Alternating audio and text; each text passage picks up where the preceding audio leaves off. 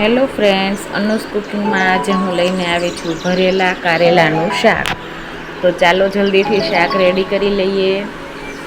તો અહીં મેં નાના સાઈઝના કારેલા લીધા છે. તેને મેં બી કાઢીને અડધો કલાક મીઠામાં પલાળી દીધા હતા અને પછી 2 પાણીથી તેને વોશ કરી લીધા છે. અને ત્યારબાદ એક બાઉલમાં મેં ગરમ પાણી કરીને કારેલાને ઉકળવા મૂકી દીધા છે. અને અહીં મિક્સર જારમાં મેં બાલાજીનું ચવાણું લીધું છે. ચવાણાને મેં એડ કરી દીધું છે અને ત્યારબાદ હું તેમાં લસણ એડ કરી દઈશ અને 2 ચમચી કાશ્મીરી લાલ મરચું એડ કરી દઈશ અને પછી તેને ક્રશ કરી લઈશ.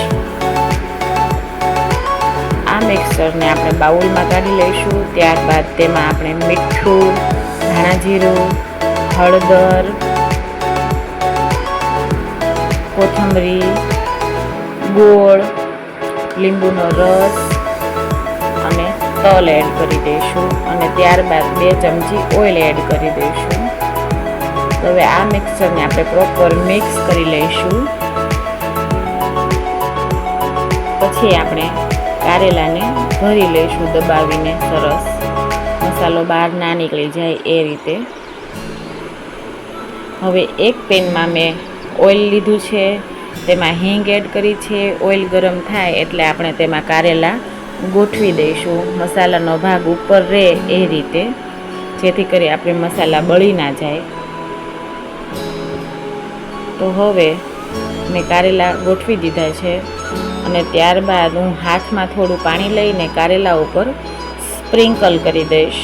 વધારે પાણીની જરૂર નથી, થોડું જ પાણી લેવાનું છે. અને ત્યારબાદ આપણે વરાળથી કારેલાને કૂક કરી લેવાના છે.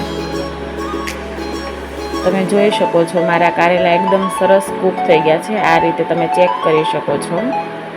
ત્યારબાદ મારી પાસે જે મસાલો વધ્યો હતો તે મેં એડ કરી દીધો છે અને અડધી વાટકી હું અહીંયા બીજું પાણી એડ કરી દઈશ અને ત્યારબાદ પાછું 5 મિનિટ વરાળથી કૂક કરી લઈશ. તમે જોઈ શકો છો મારા કારેલામાં મસાલો એકદમ સરસ ભળી ગયો છે અને તેનો રંગ પણ એકદમ સરસ આવી ગયો છે. અહીં હું ધાણાથી તેને ગાર્નિશ કરી લઈશ. તો છે ને મજેદાર કારેલાનું શાક. તમે પણ ઘરેથી જ એકવાર જરૂર ટ્રાય કરજો અને મને કોમેન્ટ કરજો. લાઈક કરો, શેર કરો, સબસ્ક્રાઈબ કરો. Thank you for watching.